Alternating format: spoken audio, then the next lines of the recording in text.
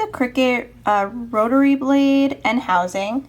It comes with both the housing that you need to put it in the Cricut machine and the rotary blade, which is used to cut fabric. Especially it cuts fabric for sewing, for different projects. It cuts felt nicely. It cuts basically all different fabric materials, felt, whatever you need. I recently just got a Cricut machine. I'm so happy I got it. It makes so many different projects. And this one I got for my maker. I have a Cricut maker. And this is what they use for doing sewing projects. If you need to cut patterns or if you need to cut fabrics for your different projects, this is perfect. It works exactly how you need it.